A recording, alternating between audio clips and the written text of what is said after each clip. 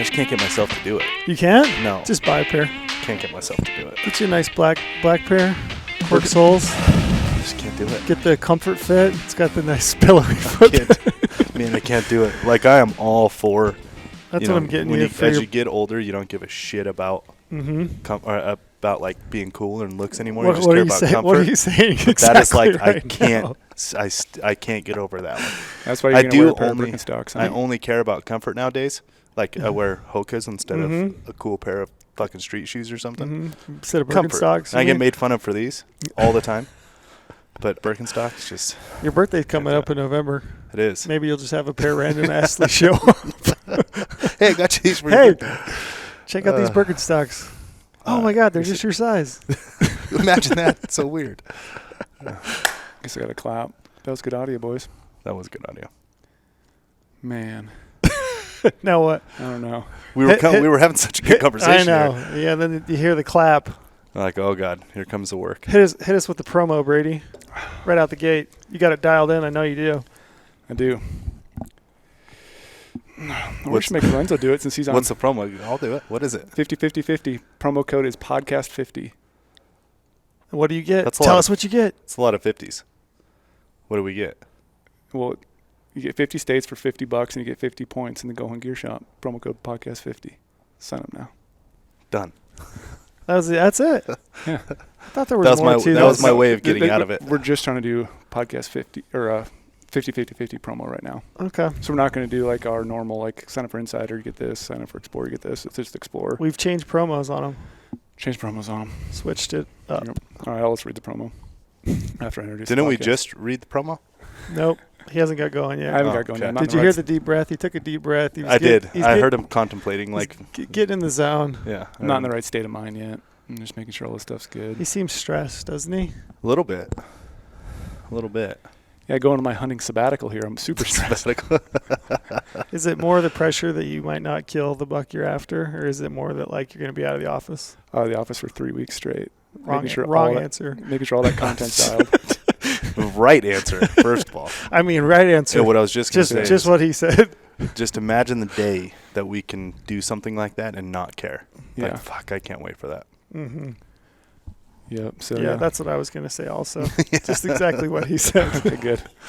So if you guys don't know, we're back. Big Hunt Guys podcast, episode Who Knows. And I got my boy Trail over here. Thank you. Good to see you, Trail. Thanks, yeah. It's good to be in Vegas. I don't know why you came down this trip, but I'm glad you're here. Probably that like pre-hunt trip, film a little content, do some podcasts, just catch up. That's good. You're going hunting again too? Yeah. About that. Okay. Yeah. No, my brother's got, I think I was telling you earlier. But right. My brother in Idaho hasn't hunted since he was a kid. Never killed anything and saw one of our GOHUNT originals and just got excited to go hunting. That's pretty cool. Watched the GOHUNT original, got excited about it, and wants to go hunting now. Yeah. I actually do remember this story because you told me he specifically said, I don't know what you were going for. That's exactly what he said. I don't know what you were going for with these GOHUNT originals, but I watched 1, and then I watched 3, and then 4 and 5, and he's like, after that, I just felt like I needed to go hunting.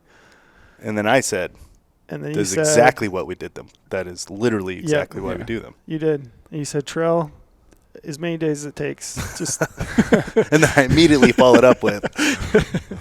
Yep. But yeah, deer hunt. He's got a deer tag and an elk tag, and I've just got a deer tag in Idaho. That'd be fun. And you guys have already heard a little bit, but we finally got Lorenzo on the podcast. Yes. Founder of GOHUNT. Which title do you like to go by these days? I don't like the actual business titles, so just that. And I don't even like that, but we'll stick with it. Thanks for jumping on with us. It's about damn time. I know. Thanks for having me. Appreciate it. Did you just have that Lizzo song play through your head when you said that? It's about damn. Yeah, that's it. I don't even know that song. I thought Brady was going to go all in on it right there, but he didn't. No, I'm not hip enough for that stuff. You guys know that. But I do know the song you're talking about. Yeah, of course you do. Yeah. It's a good song. I do not know that song. I got a 3-year-old. You got teenagers. It immediately puts you in that what's going on area. You're going to get there. I'll get there. Yep. But right now, totally out of it. You're going to have a shower speaker here before soon. Great. In the morning, just full bumping. Yep. So we're deep into hunting season right now. And so depressing if you say it that way. Well, we're deep into it, but I haven't gone hunting yet. So we're just starting. Hunting season's just starting. Lorenzo. Okay, perfect. Okay, hunting season's just starting. And all you guys out there, you guys need some maps in your hands, and we want to give you some maps. So we're going to do a little something special right now. We have our 50-50-50 promo going on right now. So use promo code podcast50. You get all 50 states for $50, and we get you 50 points back in the GOHUNT Gear Shop. So sign up for Explorer, podcast50 promo code, get maps in your hand, and get some gear. It's basically free. It essentially pays for itself. Essentially. Yep. If you think about it. If you need some gear, which who doesn't? $50 worth of gear too. Like that's a lot of random stuff. Socks, Mountain House. Yep. Use that towards an optic purchase. Dude, I do need socks, by the way. Yeah. I haven't bought socks in so long, and then this year I'm like, holy shit, I'm out of socks. Everybody needs socks. Yep. I mean, I spent a couple $100 today, so you got to have some gear. Socks? No. No. Some arrows, some Mountain Houses, some Peak Refuels, some ammo wallet. Oh, yeah. Let's go on. Dude, that ammo wallet's sweet. Yep. That thing's awesome. Yep. So, yeah, use the promo code podcast50. Podcast50. So we want to, as you guys see, we trying to change up our scenery. We're in the freshly finished GOHUNT Showroom, world headquarters. Yeah. I wouldn't quite call it finished. We still got a few more mounts. Yeah, this is the stage that drives me nuts. Like, I like to see it come to life, so I don't mind all those stages in between. But when it gets to like 95% done, that's when I'm just so over it. Want it to be done. Can't stand looking at it like almost finished, you know? Because all I keep looking at is like, oh, yeah, we're doing that there, that there. Yeah. That's all I can pay attention to now. We've come a long ways on this podcast on our scenery changes. So, like, this is where we kind of first started the podcast with the Sky Dome tent. Remember back in the day? It looked a lot different. Yeah, literally was sitting in here. Right here. Yeah, this is exact same inside spot. a tent. Inside a tent in the showroom because it looked like a hospital. It smells better right now in here than it did in the tent. Yeah, it does. Rich leather chairs. Really yeah, changes it up. Yeah, but man, it has. And it came pretty quick. It felt like to me, but maybe not to you guys. I mean, once it started, it came quick. Kevin really did it. He pulled it off. It's pretty wild. Yeah, I will say though, you talking about changing sceneries. The middle scenery, not a fan. Not a fan of that. I told Todd, a conference room. Just not a fan. You mean the long conference table with just like so some random Euro mount sitting on the ground and a gray wall? Yeah, not cool. Yeah, eventually we'll have a podcast area, but I kind of dig this spot. I know we should build a studio right here, like a portable one we can move in and out. Yeah, and I like the ambiance. I mean, Me too. You're sitting in the middle of a bunch of gear. You got a bunch of mounts that are creeping in. Starting to. Yeah. You got some a big bull, giant Nevada bull. Bull's giant. Every time I look at it, I'm like, holy shit. I like how he looks there in the GOHUNT symbol. Me too. I figure the Nevada animals are going to get the most prominence in here. Yeah. Right? Nevada Company, Nevada Animals. Cody's is going to go right there. Big prominence. And then all the other states we can fill in. Yeah. How many mounts do you think you could fit in here? A few? Quite a few, it looks like. Yeah, it looks like we could do quite a few. I think we should do mounts on mounts, like just enough to clear. Just make it look like my office in here. Yeah, perfect. Yeah, just migrate your office out here into the showroom. The shitty thing about my office is it's 14 by 16. I have almost every animal I've ever killed in there, except my elk, obviously, because elk can't fit anywhere. It smells like a damn gerbil cage. So really? if I don't burn a candle, I mean, that's sheep and goats, like they just don't ever fully lose the smell, you know. Deer are much better, obviously. That antelope wall. They just don't quite lose the full smell. So when you put them all in there and it sits over the weekend and I open my door for the first time in 48 hours, it smells like a gerbil cage. So got a burning candle. That's the only problem. Other than that, I love it. It's that antelope wall. That's what really it is. That's what it is. Do you know how many you have on that wall? So I counted the other day. I've killed 23 antelope, and I have 4 coming. And so on the wall is the rest. You literally have your own dang herd. I have 5 coming. 5 coming. Yeah. You ever thought about killing a doe, maybe just to even mix out, it up? Just to put in the middle of that. Gotta find some big ears, man. Watch them fight over it. Yeah. Yeah, that is a few of those horn does would be pretty cool. That would be cool. That's a hell of a wall you've got in there.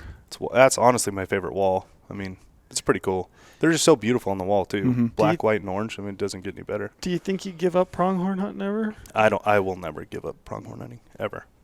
What do you like about them? Well, everyone so here's the thing with pronghorn.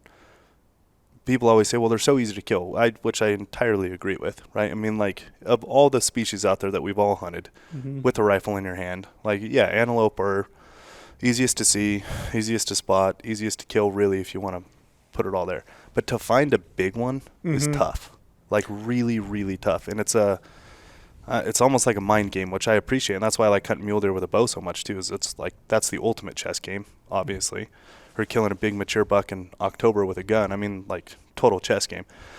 But finding a big, mature, old, prime antelope, like that's the arcade version of the chess game, where you have constant action. There's never downtime. Oh, yeah. So that's the arcade version of it. But then to find that one that you're looking for, right? Like that one that's just clearly over and above the rest. Yep. That's tough. It's really tough. And I enjoy that. Like, I enjoy the, multi-day long antelope hunts where most people are done in the first couple hours, I like the season too. It's early. I love the season. I'm warm. a desert rat. Yeah. I love the heat. Yeah, I like the sun. Me too. I like that low country, Yes. warm weather. Yeah. I think antelope meat's one of the best too. I do rank too. it right up there at and the that's top. so you either from my perspective, I try to feed it to everybody who comes into my life and never tried any game animals. I like to give them antelope. From what I found, you either love it or absolutely fucking hate it.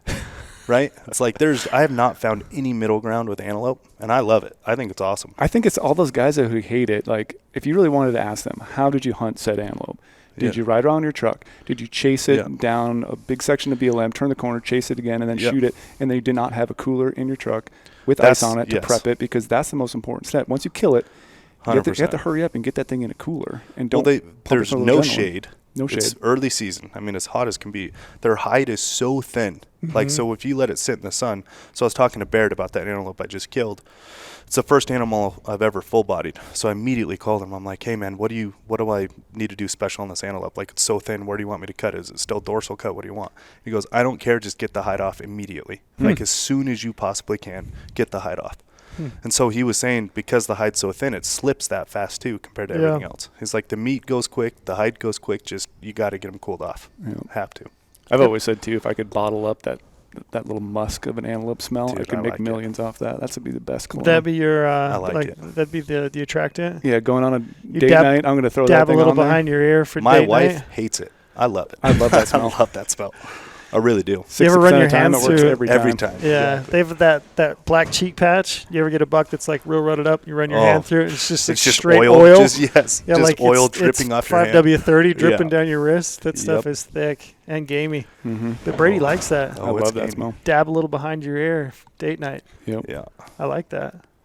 I like antelope too. I think also keep the hair off. Keep the hair off the meat. Mm-hmm. Yeah. I feel like that makes a That's big also difference. a difficult thing when you're cutting it up. Yeah, it is, but I definitely think it makes There's just a so difference much the way it dust tastes. and sunlight and shit when Mhm. you're out there. There's no shade. You can hang it under. Like, Yep. I mean, it's you got to get that thing broke down quick. That's the name of the game with it. But man, I love them. I really do. And I hate to say that they're a filler animal, but like, there's so many other big time backcountry hunts and all this stuff. It's just it's such a different style, and I really appreciate it. It used to be that way for me. I looked at antelope as like something I would do in between like years that maybe I didn't draw an elk tag or whatever. But I think it's at the point now where if I don't have an antelope tag in my pocket, I feel slighted. Like It's not the same. I gotta have one. I want It's to try so to hunt antelope different. every day, every year. Yep. Mm-hmm. Yeah, they're cool animals. That's my goal. Hunt them every single year from here on out. So you're gonna full body mount that thing. Yeah. Yep. First animal I've ever full bodied. I love those. Been super lucky. Drew my bighorn sheep tag in New Mexico. Mm-hmm. Killed the stud of a desert ram. This is back way before GOHUNT. Actually, 1 year before GOHUNT, but it feels like ages ago since, it kind of was that long. But didn't even full body him. And this is the first one. No, It's going to be a really cool mount. You can put some habitat in there too on it? He's going to go right here, right in the showroom. Yeah. Eye level. Sweet. Yeah. Like if you go to, if you ever see those big, and that buck's big. He's big. I don't want to throw out scores, but he's big. He's big. I got so lucky, man. He's going to look great full body. Yeah, the cape too. Like I said, on the wall, black, orange, and white. You can't really go wrong with that. Yeah. You like that black orange. It's a little GOHUNT flair now. That's why you like if anybody didn't know, I'm kind of a fan of orange, black, what gray, would you white. do if it was red? You know my answer on that. One thing I can guarantee you, if there was a red animal, I would not kill it. That's my favorite thing is like anytime I look at merch samples from Kevin and he'll have some red piece of, flare in there, I'm always like, Lorenzo will hate it, but do what you want. I love that you know that about me. I love it. I cannot stand it. I don't know why. Yeah, you probably told me that. It's been a long time ago. It's been a long time. I remembered. But you definitely listened to my angst in the voice about it. Well, I think it was the emotion behind it that I felt it, It resonated. It went deep. God, I just don't like it. Yeah, I don't either. Just don't like it. Me either. Such like a weirdly aggressive color. Orange is much better. Mm-hmm. Yeah.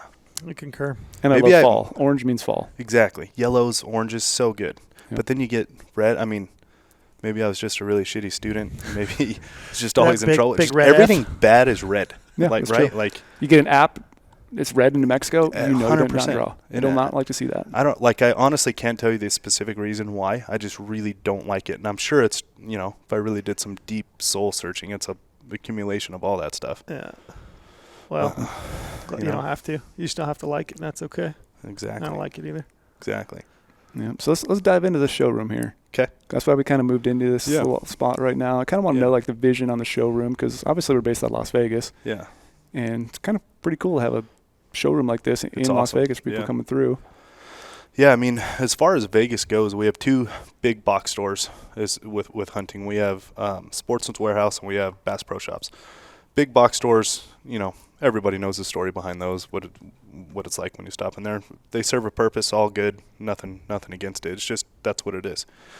There's REI here, which, back when we'd pack for backcountry hunts and do all this stuff, we were always kind of going between REI to Sportsman's or to right? So we were always doing that. And then when we opened up the e-com store, it was awesome for us because we would just go in the back and grab what we needed, kind of, draft it out and go on our way. So, I don't know what we were thinking, but why other people wouldn't want to come by our office. We just weren't really even thinking that. And a lot of hunters were stopping by our previous office where we just had the warehouse and the office. It was really interesting, situation because, we like to be welcoming and talk to people. I mean, part of being a hunter, what we like most is just bullshitting with people, right? Hearing stories, showing us pictures, the whole thing.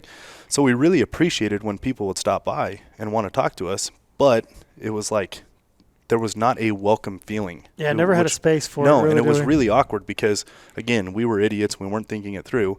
But, we had our main offices right there by the front door. You sat right by the front door. I was on the other side. Porter was on your side of it. So when somebody would walk in and we'd be, MFing a bunch of people and talking shit about this or whatever, somebody would walk in and be like, oh, hey, did you hear any of that? That's not how we feel, by the way. It's just you get caught in the moment. It's like, okay, well, this isn't good, right? We really want people to feel a part of this. I feel like, and one of the things I'm most proud of is making people feel like they are a part of this whole thing that we've built, right? It's a genuine, new age community of hunting. So, we didn't like that feel. Well, we were growing, which is a great problem to have. Produces a lot of headaches, but those are always the right kind of headaches, and we were looking for a new space. When we were looking for a new space, we thought, man, we should really do some sort of space, a holding room or whatever, and that felt so corporate to me. You walk in somewhere. Yeah. And it took us a little bit of time. Area. Yeah, I guess we're not the smartest people on the planet, so it took us a little bit of time to come to the conclusion of hey, man, we should do a showroom. Yeah. We have some really cool shit that you can't really try on, like Stone Glacier and Mystery Ranch and some of the gear we have in here, some of the stuff you can touch, feel, and hold, like some of these optics, and really get the weight and see the marsupial pouch, what they fit into, how you want them to fit, what you want, rangefinder pouch, you want this, so you can actually put it together in your hands. And as the world has gone on to this online place, which we obviously have a huge stake in, there is still no replacement for a touch and feel. It in your hand. Yeah, there's no replacement. Man, we should really take advantage of being a dealer of these brands that is kind of hard to, find a place to get your hands on them. And we're in Vegas. Vegas is, it's an interesting place. I've always said that for us to be here. But, who doesn't travel through Vegas at some point in the year, right? It's there is a deep hunting community here, too. So we're shit, this is perfect. There are a lot of people that hunt in Vegas. A ton. A ton. That's why I moved out to the north side of town. It's the best thing I've ever done is move out to north side. The hunting community out there is huge. Yeah. It's awesome. Yeah. It's awesome. So and when there's so many brands, I mean, as I look across even just the walls that we've got here in the showroom, there's so many brands that we have. And if you look in the gear shop, you pull up the pages and you just go through it. There's so many brands of gear that we carry that this is it. Like if you live in this area, that's the only place you're going to be able to touch 100%. and feel and try things on. Yep. And then, I mean, if you look at the boot wall over there, I don't know how many pairs of boots we got there, but yeah, man, if you can't find a boot on that wall. And let me tell you what, you talk to that man right there, Paul, for 5 minutes about boots, and you are going to be like dead set, know exactly what boot is right for you. Yeah. It's crazy. I mean, this guy knows so much about boots. It's nuts. So we started immediately looking for a new place and a big enough warehouse, but really wanted to like work a showroom into it somehow. And yeah, we found this place that we're sitting, and it was oversized for us in the moment, but it did facilitate the purpose of having a showroom. So, you know, we really took it full bore and built it out. The hard part is we were going through, you know, a refresh of the logo and the brand, and you know, really we launched our mapping stuff. So like we wanted to bring the brand into kind of this new way of what our product was, which is now a full suite of being able to facilitate and make everyone a better hunter all the way through. And you know, so we sat on it for a while, and that's why you guys had the Sky Dome tent in here for which was a sweet setting, by the way. You know, the inside of a tent's pretty cool. They didn't know it was inside of what looked to be a hospital at the time, but hey, you know, looked good from the inside. And once we got situated with all that, and you know, brought the brand up to nowadays, and went all caps with it, which, little anecdote here, really interesting. I thought I loved the old one, and I thought it was so cool. And immediately when I saw the all caps and the diamond to the right, I'm like, what in the hell? What were you thinking before? Like, that looks like a first grader did it compared to this one. Like, what the hell was I thinking about? Yeah, times change. You know, grow up, taste changes. Grow up. I mean, you look at things differently. It's nice to know I got slightly smarter over the last 7 years. I will say I like the changes too. When I saw the new branding, so clean. It looked clean. Can't believe I ever liked it before. Now every time I see the old one, I'm like, ugh, gross. Yeah. If you just saw it then, though, you might have liked it. You never know. You never know. So once we finalized that, we built it out, and we took our time, man. Like we hired Kevin in the meantime, who does all of our branded apparel now, and working on some really cool shit for us. Don't really want to get too deep into that, but some really cool stuff. And he's been doing our branded stuff on the side. And he kind of took over building this out. Him and I worked together on building this out, how we wanted to look, feel, the whole thing. And we just took it off from there. It was really cool seeing like the drafts of like what it was going to look like and all the proofs, and then like kind of visualize where the boots were going to go, how we're going to do the packs, and like came together really well. It did. And not to sound like a hippie, but you always want to produce like a feel and a vibe, but you can't ever do that in drawings, right? No, so like, you can't. And you can't force a feel and a vibe either, right? A lot of things are overdone from people trying to like force this feel. And I like the way this came out. Like, it definitely feels like us. You know what I mean? Feels very welcoming when you walk in. Yeah. And the big giant chandelier on top of us with all real antlers. Bunch of big old mule deer bucks on there. That was pretty sweet. Yeah, but did you see all the elk sheds above it? No, I didn't. Is there? Do you see how that works out? Elk on top? No, I don't see that. I just see a bunch of really big mule deer sheds down here. Yeah, but the elk, you guys you got to look deeper. I can't see it. Where did that chandelier? I mean, what's the thing is huge. Yeah. Nick Jeffries. What's his company name? Did he reach out to you? No, he didn't reach out to me. I'm not sure who he did or we'll get his brand name out here too. But he reached out to us and he's like, "Man, I'd love to do this for you guys." He's a big GOHUNT fan. Yep. And he's like, "I'd love to do it for you. Hopefully we can, I can get some love for it." And we're like, yeah, absolutely. And he killed it, man. He did an awesome job. That's the thing. You see a lot of antler chandeliers and they look kind of, janky, but when you look at this one, I mean, it came together so nicely. It really did. Yeah, all the individual bulbs are all mounted in, short pieces of tine. I mean, it is clean. This thing is clean. And it's got our logo at the bottom. Yeah. It looks so sweet. Yeah, I remember watching the stories there on Instagram because I was at home and just watching them mount the thing, and I thought, man, that thing came together so much better than you envision even. Yeah. I just pulled it up on Instagram. Custom Antler Designs. Perfect. He's out of Spokane, Washington. Awesome. Yeah. Nick, thank you, man. This thing, it is awesome. Everyone comments on it too. It's badass. If I was building a new place, I'd reach out. Yeah. Yeah, it looks awesome, and it just kind of sets the centerpiece of the whole shop, the whole showroom. I agree. It just pulls it all in. Fully I like agree. it a lot. If we, next time if I speak with him, I'll say only mule deer, but just me. Next time, It's just for me and Brady. Just for me and Brady. Do you like pineapple on pizza? I love pineapple on pizza. No, It's not my first choice. Okay, No, hold on. I did not Not even gonna mean for this to happen, but how he immediately answered no. that's a hard no. Look, you have to have a sophisticated palate to understand what's going on in the flavor profiles of pineapple on pizza. Yeah. So I understand if not everyone can Agree the elk are the fully. best? Is that what you were going Not everyone for? can fully appreciate the flavor profiles of mixing in there. It's just there's so Okay. much going on. And right? it goes. I'll go for it. So only guys like us can understand Do you like pineapple on that pizza? mule. I love pineapple on pizza. That mule deer are superior. So also when I was at the Western Hunting Summit with Ryan Lampers, we were talking about, and then he mentioned this, and it made total sense that all mule deer hunters are introverts. And I looked around, and it's like I would agree.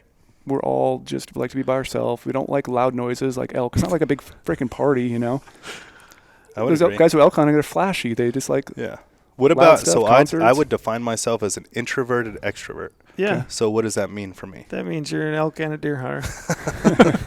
That's what I am. yeah. I would define good myself job. as an Brady's the introverted weirdo. extrovert. I like to keep by myself, be on the top of a mountain. I would agree. I fully would agree. Yep. Sometimes when you explain to me what you're doing and for how long it is, I'm like, I could do that, but not for that long. I would go crazy. Yeah, I think I'm a pretty psycho guy. When it And not that I could, I'm not at all speaking of the physical side. You have clearly shown to whip my ass up a mountain in a time or two. However, just the time, like the mental of being out there, I would feel really good doing that, but for that long, oh man. The mental.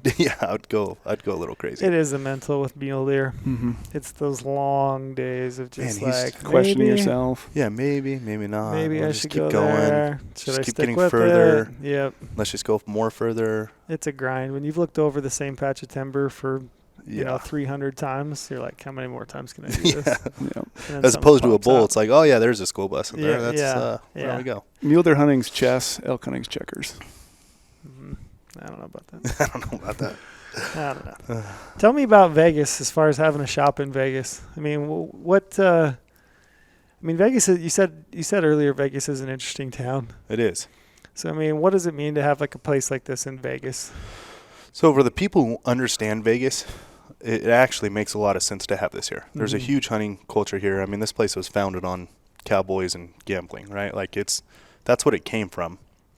And it's continued to like have as sophisticated as it's gotten, all the big money that's come in and all these casinos and all this shit that's came here. It still has kept this like Western feel to it, more cowboy than hunting over, we still have the NFR here and all this stuff going on. Cowboys love coming to Vegas, all kinds of roping jackpots, all kinds of stuff going on. But the hunting culture is kind of a subculture of all of that, right? I wouldn't say all cowboys are the biggest hunters on the planet, but there tends to be a pretty good overlap of, Western culture and hunting. But then there is just the straight up hunters who live here in Vegas, right? A lot of landscape guys that I know, a lot of casino guys I know. There can't be too forthcoming about it, but like there's a lot of hunting culture here, and we've never really had like a true company dedicated to the outdoors, specifically hunting here out of Vegas.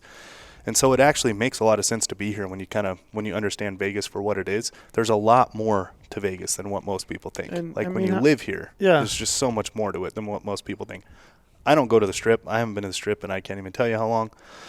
It's like you kind of live in your little bubbles when you moved here. You kind of understand it. Like you get in these little bubbles of Vegas, and it becomes very familiar with a normal life, like very normal. I mean, granted, you might drive down the street and see a weird billboard or two, but other than that, it's pretty. I mean, I pretty think it's normal. entertaining. I look forward to it every week. Yeah. Drive home. I always got to see what Little D's has got on the billboard. Sometimes they have I the mean, greatest. I don't know who writes their How slogans. about when they were but that talking guy about did. everyone's vaccinated here? Yeah, I saw the one today said now hiring people that show up. People that show up. That's what it said. So I guess if you're dependable. Oh, They're they've hiring. had some of the best billboards over time. Whoever Some writes of their the ads best. does good work. I agree. You also have, I mean, how far are we from Southern California here? I mean, shit, 3.5, 4 hours maybe. Yeah. And I think there's probably, I mean, I remember as a kid, so I mean, I grew up in Antimony, which is out in the middle of nowhere. Back in the day in southern Utah, I would say most of our hunters from Southern California and Nevada, right? Those guys would come up, they'd buy over-the-counter tags. And, you know, if you go out on a general season deer hunt in Utah, you still see a lot of plates from Nevada, Southern California. And, I mean, there's a huge contingency of people that hunt still throughout Southern California. I don't think they have anything like that here or there. No, they have not. Well, first of all, they get kicked out of California because that place is interesting. Yeah. Second off, California is one of our biggest states as far as, like, supporting customers goes. I mean, it's a population game at some point, right? So they have the biggest population. Obviously, they're going to have a lot of people. But they don't have a lot of opportunity there. They have some, but, like, they are more generally like the traveling hunter, the multi-state type of hunter, the guys who truly travel. And they're always coming through Vegas. We've had quite a few guys recently from California stopping on the way through here, going to Idaho, elk hunting, going to Colorado, Montana. We're talking strategies and hunts, and they're picking up gear while they were here, and it's the Californians are dedicated to the grind. I mean, they have to. They don't really have a choice, but they are dedicated to the grind. That's for sure. Well, and they also seem to have somewhat of an attitude that, like, they'll just go after it, like they'll just embrace it. They go for it because they've had to. That's the only way they know. You have to get out of your comfort zone. It's not like you can hunt out your back door in most instances. So you got to travel. You got to be willing to work and go for it. And they seem to. So that's cool. Yeah. It's cool that we're not that far from Southern California. You know, no. I think we'll probably. I mean, and then you just think about, like, all the conferences that are here. Mm-hmm. Not even the outdoor ones, but, like, clearly there's hunters out there that are coming in from, you know, the tech conferences and the gaming conferences and all this stuff. We have people stop in, and then you have SHOT Show here too. It's for a reason. I mean, they have it in Vegas for a reason. It's a good culture here. Yeah, you've got SHOT Show, you've got the NFAA Indoor Nationals, archery shoot, probably biggest indoor shoot in the world in Vegas. Yep. They're here every February. You've got, like you're saying, you've got all the NFR stuff. You've got the Raiders. Got the Raiders. That's an import, but we have the Raiders.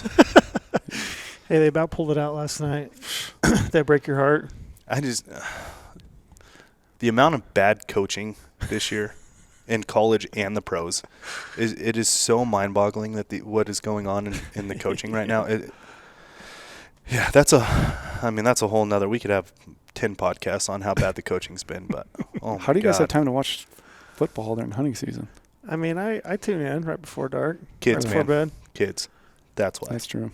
Mm-hmm. Don't got those. Yeah, I mean, when I'm sitting there building Hot Wheels tracks for 4 hours at night, literally on my hands and knees after a full day of work, just building Hot Wheels tracks, you got to have something on in the background. Yep.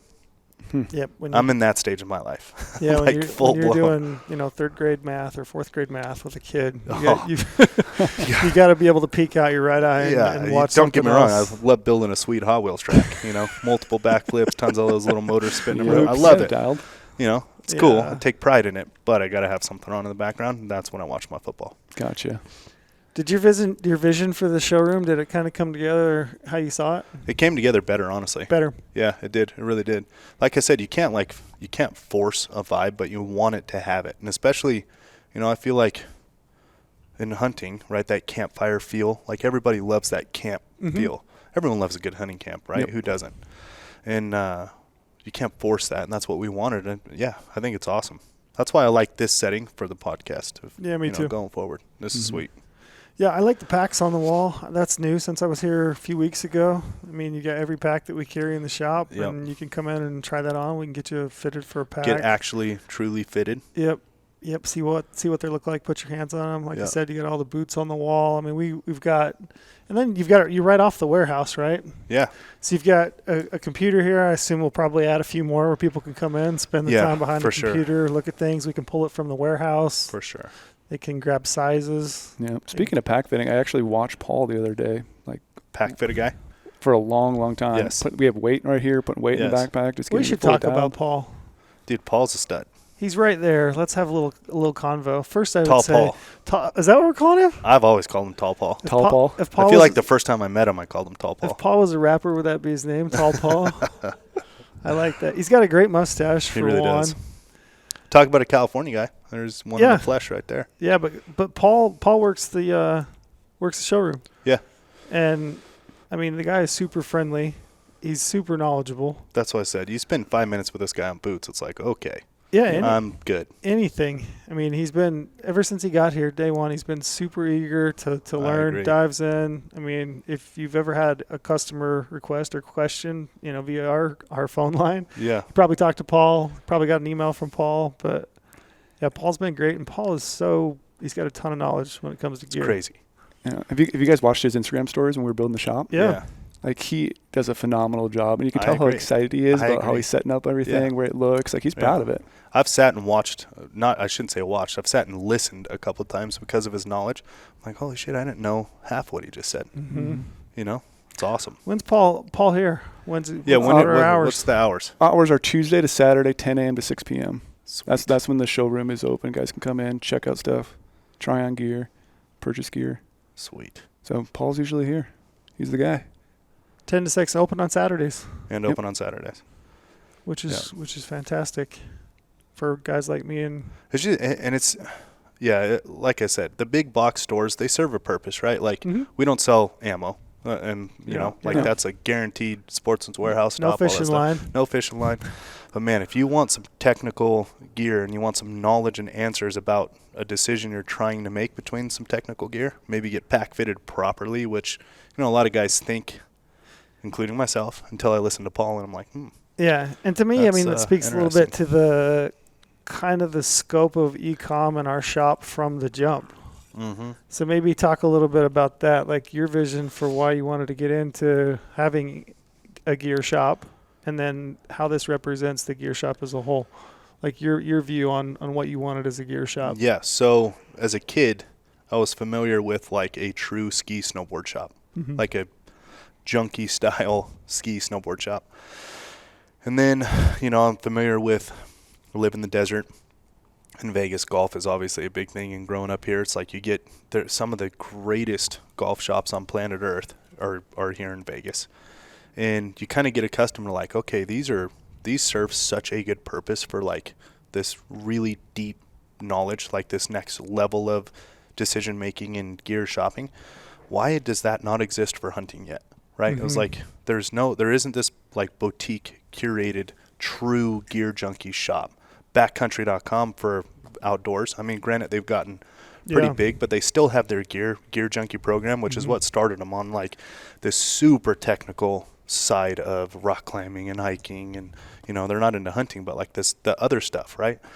And why doesn't that belong in hunting? Because we are doing some of the most technical stuff out there, right? Like there's a lot of people going on 2 to 3, 4 day pack trips, but what about going on a 15-day pack trip and having to bring meat out when you're done, right? Like it just hunting adds a whole nother level of just crazy stuff going on. So I had went on a sheep hunt in Northwest Territories, and I was with my dad. We stopped into a Cabela's on the way out of civilization. I can't remember the exact town. We were in something in Alberta before we went to NWT's. I can't remember. And it was just like, you want that last bit of like true, good, deep knowledge before you're heading off into the complete unknown of a sheep hunt. And it just was, felt like we were going backwards more than anything. And this was back in 2015, in 16. And where was talking to my dad that whole hunt, like, man, it's just crazy that some boutique true like gear junkie shop doesn't exist in hunting. I mean, and we add, you add the weaponry side of it, you add the gear side of it, like technology side of it, the optics side of it. It's so much deeper than the backpacker going, and they have these gear junkie shops that facilitate them. So when we're on that trip, my dad and I were talking. I'm like, you know what? We're gonna do this. Like, there's a huge opportunity for this. I want it. I need it. Like, we should really go after this. So I came home. I'll never forget. I was walking out of the office with Porter. And Porter he's the operations guy. He's the doer, and he's got a great personality, but an interesting personality that we all know, right? Like if he doesn't understand something, he's going to ask a million questions. And I'll never forget, we were walking out of the office. It was like 6:37 at night. I'm like, should I do it? I'm like, yeah. I'm like, Porter, I don't want any questions right now. I just think about it. Just no questions. I'm not going to answer anything. We're going to build an e-com shop. And he immediately was like, whoa, what, warehouse, and this. And he started going immediately into the details, which you guys are very familiar with on what he does. I'm like, hey, just, I don't have answers. You don't have answers. There's no questions right now. But, like, we got to do this. And so he went home. I went home. The next day, we both were in the office, and I'm like, look, here's the experience I had. Here's what I was thinking. It's like, man, that's a good idea. I'm like, yeah, I think we should do it. And we got hyper focused on being curated, like, and not just being curated in hunting, but being curated with a guy like you and Brady and Brandon and some of these guys who've, like, we've been hunting for so long. We know, like, some of these weird details of things that don't exist in the hunting industry, but you definitely should be using, right? Like certain brands out there that not a lot of hunters were familiar with, certain pieces of gear that not a lot of hunters were familiar with, but because we've been through so much and wasted so much money on bullshit over the years, that we kind of have figured out where, Boy, like, howdy. right? That's the biggest thing. All the wasted money on gear. Wasted money. And I'm like, that's what we need to solve. It's like people were just wasting their money, because if you're wasting money, you're also wasting time on your hunt because you're dealing with something that just broke. Yep. So you're wasting, it's a two factor there with hunting.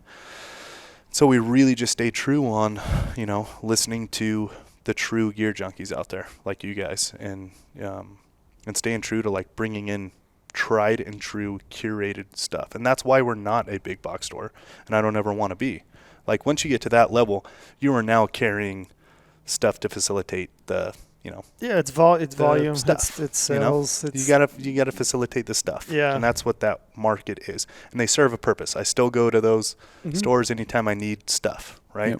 But when I need my technical stuff, my technical goods, that's when I'm in here listening to Paul, going through the stuff, finding new stuff we need to carry. Like, it's different, Yeah, and I think, I'm sitting here in the showroom, you look around, I think it reflects that very well. Yeah, I think so too. Yeah, I really do. I think it gives you a good snapshot, and certainly we carry a lot more stuff than what we have just displayed on the shelves at this point. But, like, as you look around, this is the stuff. This is stuff you want to hold, you want to touch, you want to feel, you want to try on. It's that next level. Yeah, it's that next level you want to look through. you want to look through a new, Swaro Apparel Piers. we've got it, Yep. You want to try a Stone Glacier sleeping bag, a Western Mountaineering sleeping bag, we have it.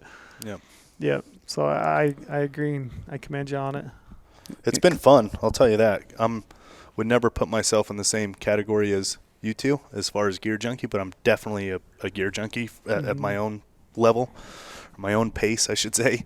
And it's awesome to have it. Like, this is probably the most fun side of GOHUNT. Is the gear. Just always, like, people sending us, hey, we're coming out with this, being the first ones to touch it, feel it, trying a new pair of boots, whatever it is. It's awesome to have that. That's the most fun, in my opinion. Because there's certain hunts that gear can make or break. Oh, like entirely. whether you're successful or you have to go back to camp all day. Entirely. And then, like you said, you're wasting the time on the hunt and you're wasting your money on the back end. So it's like, why not listen to people who have used all the pieces of gear and they trust the pieces of gear?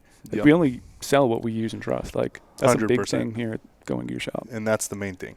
So that begs the question. People say, does gear make the hunt? Oh, God. Yes. That's like... It can definitely make it better. Yeah, make it more comfortable, make it more enjoyable, make your backpack lighter, make you be able to stay out longer. Yep. At the end of the day, you still have to have knowledge of animals and habitats and stuff. It all comes down to human performance, right? Like, how well can you perform?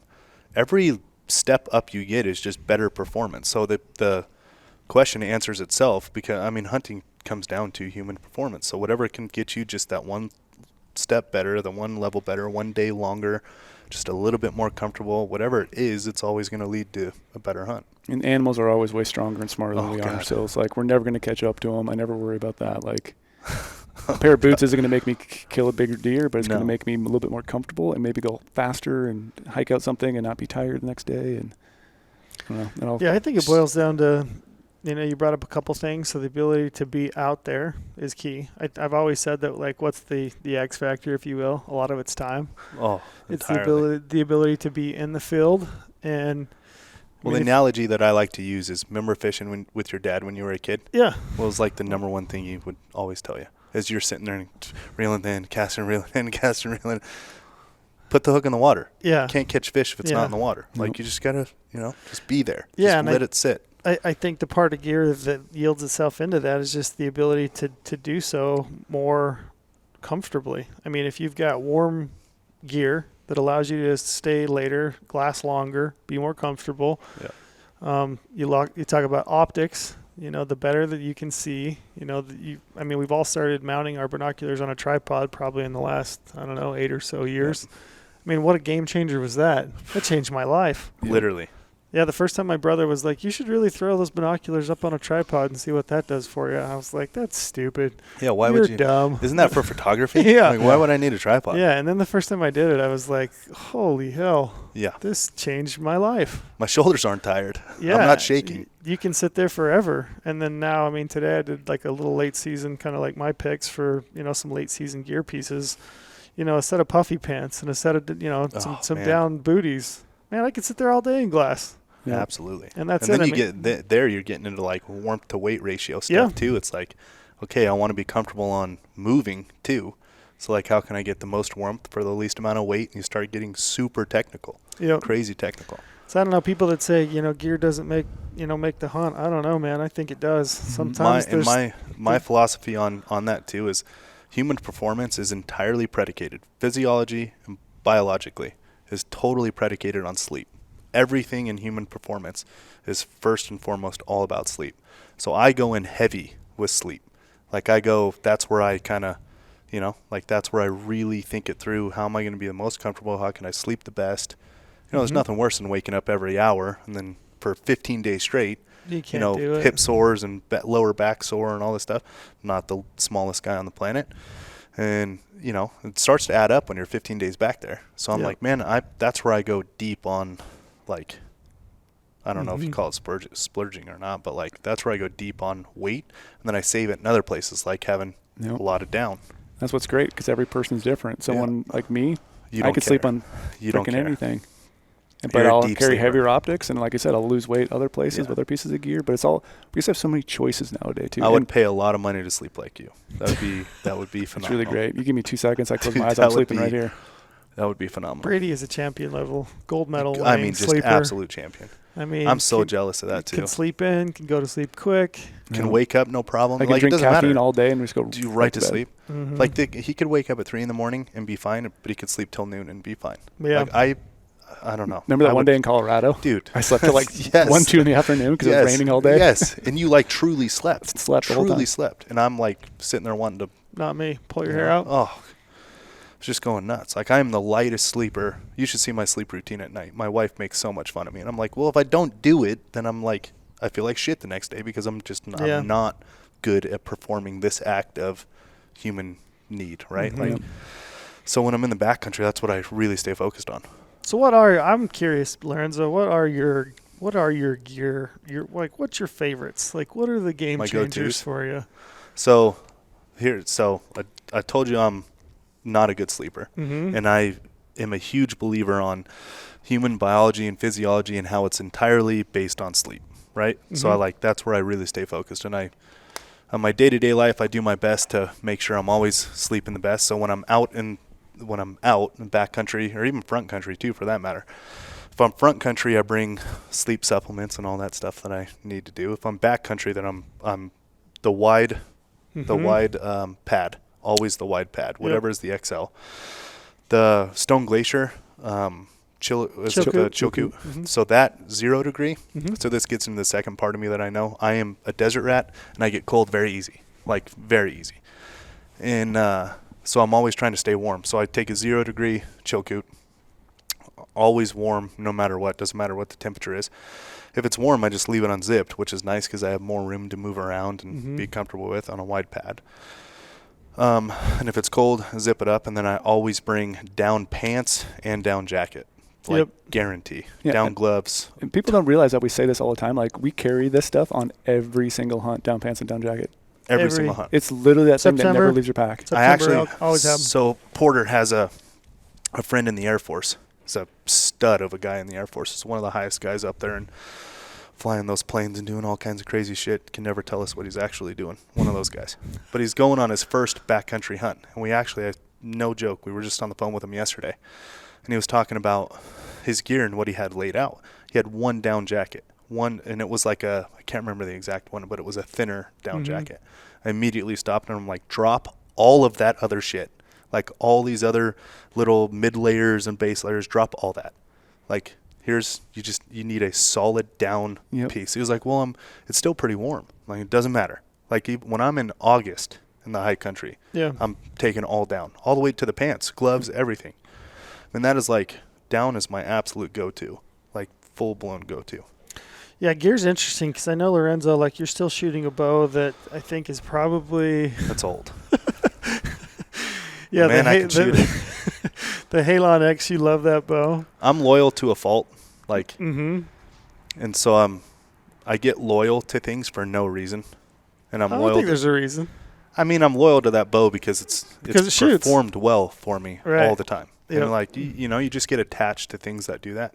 But I honestly though, if anyone is a golfer, I know you two aren't, but like there's something about, like, I have a TaylorMade burner 3-wood. I mean, that thing's got to be 10 plus years old too, and I just can't get rid of it. There's just something about it that fits me, right? So that bow, that Halon X, I don't know what it is. There's something specific about it. Just everything on that bow just settles. Like I'm not fighting anything, where I can always, I don't know, any other bow I've ever shot at, I can always like pick at something that's like, man, it's just, I feel like I'm fighting it a little bit, like and that bow, every time I drop back is just like, just settles every single time. I think that's a good point. I think people get caught up on like, oh, I have to have the latest, greatest, regardless of what it is. You need what performs. What like, does the job? Yeah, that's it. And yeah, man, it always has. Yeah. But as far as my gear goes, like down, comfortable at night, and I mean those are my go-tos. I could live without basically anything. What about optics? So do you like optics? Actually, that is a good question. So I switched my optics setup for the first time 2 years ago. I went to the 10 Pures, Swarovski Pures. 10-42s. And the BTX. Okay. I didn't want to spend the money. I didn't want to change my whole gear setup. I didn't want to do all this shit that you got to do when you start changing stuff. But man, I had been using 15s. I'd been using 8s around my neck, 15s on a tripod. Spotter. And spotter. That's a lot of weight. It's like a ton of weight. And like I said, I like going a little bit heavy on sleeping. I like going a little heavy on food. I like to eat. It's probably pretty apparent. I perform better when I sleep and I eat. Like it's just, I know myself well enough. Like those are the things I don't want to skimp out on. Like I don't want to lose energy. I don't want to be tired, right? So like that's where I'm focused. And then so I decided to start messing with other things, which, going really heavy on down, and who gives a shit about the base and mid layers for me. That's just speaking entirely for me. Not big on soft shells, any of that. Like just I essentially do a t-shirt, a mid layer, and down. Like that's 3 or 4 layer system. That's what I do. Base layer, mid layer, insulation, rain gear. Yep, that's what I do. So and I don't go crazy on vests and soft shells, and so I dropped all that weight. And then what I started to focus on after that was optics. And I'm like, okay, I need to start shaving some weight here. But I liked having 8s around my neck, so I didn't have that weight always just kind of dragging on me. And majority bow hunting, like, why do you need anything bigger than 8s around your neck? I know it's kind of a weird thing for a Western hunter to be talking about 8s around their neck. I wasn't glassing off a tripod with them. That was just my quick little, like, oh, is there something in the trees right there? I thought I just saw something move kind of a thing. And whenever I'd get to a glassing point, they would stay on my chest for completely like useless, and I would be on 15s on a tripod and find something and switch to a spotter. So I started thinking about it and talking to Cody Nelson quite a bit, and that guy is, he's the Paul of optics. That guy, the nicest guy in the world. He starts talking about stuff, and you're like, okay, like too deep. Let's come back and let's talk through kind of the simpler parts of this, right? So I ended up landing on I looked through the 10 Pures once, and I was like, holy shit, this is pretty remarkable to look through. And just how light they are. And so I picked up some zoom or some optic zoom on that, going from 8s to 10s. I dropped the 15s entirely and then went to the BTX, which picked up a little bit of weight. But, now you're talking, you actually have a dual purpose now of, okay, I'm using the 10s on kind of the closer stuff. Use the BTX for the long range, like what I would essentially be using the 15s for. And then you obviously have the zoom power if you do find someone wanting to kind of dissect what it is. So I started, got this system together where now I'm like, man, I don't know how I ever did what I was doing before. Like, isn't it crazy how things awesome. can just like randomly evolve, and you like maybe fine tune your tactics and methods, and now you can get by with 2 because it's solving close and far. It's solving. My setup for me, I'm speaking entirely to me, is solving the 3 purposes: lightweight around my neck while I'm hiking, easily one hand usable. Like those things are like a feather. I was telling Cody, like sometimes they're so light, like I will set them and close my chest harness and like walk around, go do something. Yikes. They're so light. I know. Just let me know where just you're hunting. like, yeah. Hold on. I'll follow you find them. Not like leave them there, but like, finders keepers. Get up and go get some food or whatever. Come sit back down and like open my chest. I'm like, holy shit, they're not in there. They're so light. I sometimes don't even realize if they're around my neck or not. I love that. And it's like, so I pick up weight there, the ease of use there, and then I pick up like the close glassing off a tripod with tins, which is easily doable. Glassing off tins is like pretty money. Sweet. Especially good glass. Yeah, exactly. And then giant field of view. That's what I most appreciate about it, is that giant field of view. And then having the BTXs for like that medium range glassing, and then obviously zooming into dissect. So it's solving all 3 of them with 2 pieces of glass now. It's awesome. So I think there's 2. We've talked about sleep system. We've talked about optics. Both of those. I mean, you have good gear. Yeah. Very fortunate to have a gear shop now. But the point being, I guarantee you, just like all 3 of us that are sitting here, I mean, you've been through a series of other options over your lifespan. God. A big series. How do you feel about spending that kind of money on optics? Worthwhile? I mean, it's not fun, right? It's not fun. It's definitely not fun, and it's definitely something you got to like work yourself into. And look, I mean, there's no secret. I'm the founder of GOHUNT. I'm obviously not spending MSRP money. I'm not like, Even if you were though. But even I'm spending, like, we still have to buy it. It's not like we're getting this shit for free. Yeah. I mean, I obviously get a good price on it just being the founder of GOHUNT, but like just going back to the warehouse and getting the draft price for it. But it's still not fun. Yeah. Like you're still kind of doing that deep breath, like, okay, all right. Yeah. Okay, if I do this and this, where am I at? Okay. And like you something you got to work yourself into. But I can tell you all the good stuff I bought, all literally, and I can and speak, completely true to this, is like all of the good pieces of gear I've bought, I've never regretted any of it. I think that's like I've always worked myself up to do it, but the second I have it, I'm like, holy shit. Yeah. And majority of the time I'm going, why the hell did I fight this for so long? I think it's like a time piece. It's like one of those pieces of gear that can hold up the test of time, and you'll be able to give it to your kid one day, and it'll still be quality. It's not like it's ever going to degrade. Those optics are great now. My dad has an old pair of ELs or SLCs or something like that, and they're still phenomenal today. Well, my wife's into hunting. Guess what she has? All my old optics. Yeah. She has my 8s around her neck, right? She has all my old stuff, and it's great optics. Like I'm not going to need to, like, unless she wants to get crazy into it, which with a 3-year-old I'm sure is not coming anytime soon. Yeah, but then it'll be him. It'll be him. It's like, and they'll still be around. They are easily usable for 30 multiple years. Lifespans of more of than people, that, probably. It's like, it's crazy. So, I always get in that situation where I'm like kind of working myself up to it. I mean, going to 10 Pures and a BTX, that was like, that's a gut punch. Oh, it took me a while to work up to that. And I'd looked through Gabe, one of our warehouse associates bought the BTX. Shout out, man, Gabe. What? Yeah, shout out Gabe. Like, what? Like, that's what you're. Yeah. Like, really? And then I saw him a couple times, looked through him a couple times. I was like, man, this is pretty sweet. And I started kind of like gearing myself up for it, and kind of like, okay, I'm not going to go crazy this month. Maybe next month I'll, And every time I do, I'm like, man, it took way too long. I should have did this last year. Yeah, but I think it's one of those things too, though. You work up in your hunting career. Like, we've all started with optics that weren't the greatest, and they work obviously. But there's those times when you don't have low light, you're getting headaches all the time. You spent that money initially, maybe you could have saved and used your friends or borrowed it for a little bit 100%. and then figure out what you want later on. Oh, I would put that on a credit card. I'd have paid double for them in interest. Yeah. I wouldn't regret it one bit. And I guess what we had to now what we do. Yeah, I mean, I was kind of leading the witness a little bit, but I think that's the point I would drive home is that, like, there are pieces of gear that are absolutely worth every dime you would ever pay for it. And I would say optics, sleep systems, I mean. That's my point. I've never regretted any of those. None of them. And again, it comes down to how much time you have to go hunting. That is precious. You've been waiting 365 days for this 1 week or 5 days you get to hunt. Yes. And you're going to sacrifice on something that's not of quality. Just stop buying your Starbucks every day. Start saving up some money. And it's going to make you underperform. It really is. Put them on a credit card. Just do it.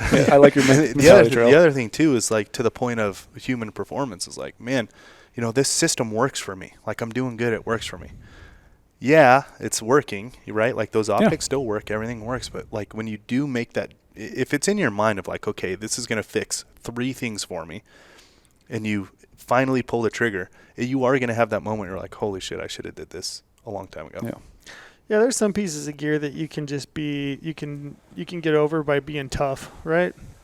I mean, you can be tough and live with some things, but there are some pieces of gear, and I think optics is one of those. You cannot out-tough. You can't. You just, a good pair of optics, like I'm talking top tier. I'm talking, you know, Leica, Swaro, maybe a couple select pieces from Zeiss, but man, you can't beat them.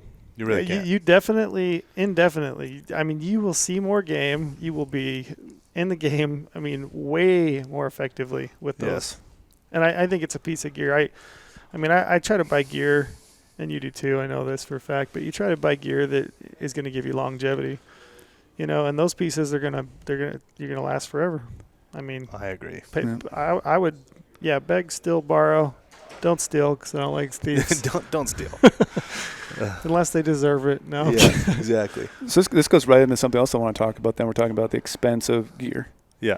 So explain to me our phenomenal gear rewards program and how that started. Yeah. Because that's a huge part of GOHUNT Gear Shop and all of our membership levels, from Insider, Explorer, Gear Rewards membership, and how that pays off for don't members. You feel like $1.1 is kind of aggressive? It's extremely aggressive. It is. It's extremely aggressive. So I'm from the gaming, and I'm born and raised Las Vegas. From the gaming industry, obviously, there's nothing else here, especially. But now there's a weed industry. But this is back when I was a kid, right? And before any of that stuff was here. I mean, it was solely and specifically only gaming here in town. And everyone has a gaming rewards program. Everyone. Like, I don't know anything else in life than like a rewards program. I mean, that's what life revolved around here in Vegas. It's like, hey, we're going to the steakhouse tonight because my aunt gambled enough. We're going to eat for free. It's like, okay, let's go. I didn't know that. That's everything in Vegas. It was like, oh, I got 2 free nights from playing video poker. Like, let's go to the casino. Okay. So anyways, that's always been my background. So I was familiar with that, and I appreciate, as consumers, right, we appreciated that. Like, it's nice. Giving back. Yeah, it's nice to have that, right? Like, you appreciate my business. Thank you. Like, I want to further support. That's kind of, I liked that part of it. So when we were into GOHUNT now and doing this whole thing, what we were just speaking to about how expensive it is, right?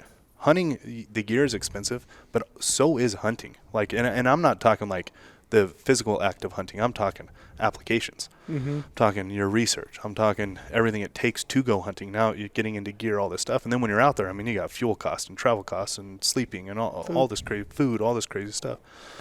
So for us, like, my thought on it was, look, I want to show appreciation to people who give us their business, but I also want, like, I'm in it with our customers too in hunting, right? Like, we're applying, we're doing all this stuff, and that's where the money should be going. That's the number one place for conservation, right?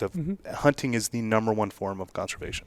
So, like, that's where I personally would prefer people's money go, is to go hunting, apply in these states, chase these tags, go on over-the-counter hunts. Like, that's where I want this money to go. So what's a way, not only can we show appreciation, but, like, also show we're in it with them, as far as, like, we want you to spend more money hunting, not just with us. So the rewards program was kind of like, it was easy to think about because that's what I came from with the gaming world. And there's minimum advertised price, MAP pricing, is hugely enforced in the hunting industry. So in the commoditized world, Amazon has essentially blown up MAP pricing. So it's not really a thing in like most day-to-day lives when you're buying towels and toilet paper and all the commodities, T-shirts and all these non-technical goods where Walmart and Amazon basically said, hey, if you want us to sell your shit, give us to it as cheap as possible. Like, who cares about MAP pricing? And everybody kind of had to oblige because that's where the world went with commodities. These technical goods, and especially now with the direct-to-consumer brands, like MAP pricing is hugely enforced in the technical space. And it's enforced because of the big box stores, for a lot of different reasons, and because the manufacturers want their goods to be sold at a certain price for very certain reasons, which they absolutely get to dictate that. Good for them. It's a great place to be. We don't need the same level of margin as a big box store, right? Like, we don't have 120,000 square feet of air conditioning and lighting and huge power and water bills and all this shit going on. We don't have a ton of staff because we don't have a 120,000 square foot big box store. We have a little showroom in a warehouse. So we don't need the same margin. But MAP pricing, in enforcing MAP pricing, is essentially policing us and enforcing us to sell our goods at the exact same price as anywhere else. Online, big box store, small mom and pop in downtown Colorado, wherever, whatever hunting town you're in. So you're always buying the good for the exact same price. Well, the rule is you have to buy that item for the same price everywhere. That's minimum advertised price or MAP pricing. So for us, every rule deserves a creative solution. Yeah, so that's a good word. Creative solution. So we got creative with our rewards program where, okay, well, if the rule is you have to check out at the same price with us as a big box store, how about you have an account and we give you money back, 1 point equals $1, which is money back, right?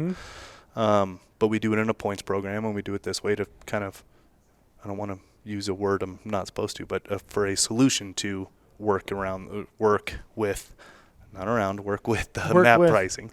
And so that's what we came up with. And it's it is an aggressive program, but it's you say workaround, but reality is we're just taking from our margin. Yeah, I mean, we're taking money. We're taking money that another company would put in their pocket, and we're just giving it back to the person that bought the thing. It's not our fault that we don't have 120,000 square feet, right? It's not our fault. Like, I want to sell these goods at a fair price where a hunter can now have more money to go apply in more states. Yep. Buy over-the-counter tags.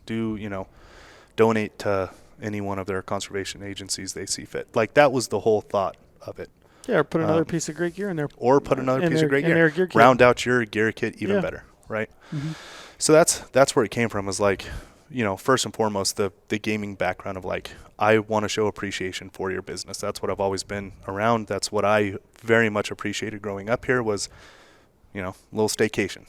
Grandma gambled enough this week. Hell yes, Grandma. Yeah, thank you, Grandma. The thing that makes ours though really unique is like you have credit card companies, you have airline companies that give you back miles. You have 100,000 miles. What does that equal? Oh, it's like 20 miles. Yeah. Or it's $5 I get back, and you have 30,000 points. Yes. Like nothing pisses me off more. It's so confusing. There's no way to calculate. Some weird point system that I can't wrap my head around. And it's not. In my that stuff is never real to me. I've never viewed that as real. It's not real money. It's actually. I might get in trouble for saying this, but I don't really care because it's coming out soon. But we are working towards a true 10% of gross sales of our branded gear are going to go to conservation. And we can get into that later, whenever we actually launch that. But we're working through the details of that right now. The point being, though, is like you always hear people net proceeds, 10% of net proceeds, right? 5% of net proceeds. There's so much shit you can do where net proceeds is nothing. Right? Like I never view anybody saying that as real, or like these points are miles or this and that and these crazy math equations. You can always like stack it in your favor. You don't truly know like what you are getting back. And I hate that as a consumer. So we like to, and I feel like we've done a good job of always coming at things as like the customer standpoint. Mm-hmm. It's like, okay, I know what that is. Like, that is ultra simple for me. So that's what we wanted to do. And it's like, when we're going to launch this 10% of sales of all of our branded goods to conservation agencies is what we're going to launch. It's like, you can't get around sales. Like, that is a very defined thing, right? I want it to be real to people, and that's what this rewards program is too. Is like, yeah, 1 point is $1. Mm-hmm. That's simple as that. Yeah. So it's very unique when you go on there and it says you buy a backpack, you get X number of points. That's X number of dollars back. You can spend on other pieces of gear. Yeah. Yeah, you got to have that for guys like me that can barely do math. That's you guys. I am not a math guy. I don't know if you guys listen to Howard Stern, but he's so funny about like trying to do math. I swear that is me. But like, I don't want people to know it. He doesn't mind that people know it. Yeah. But like, anytime ask me a question of like just rudimentary math, I'm like, okay, me neither. 2 and 1. Okay, that's all right. I think I got you.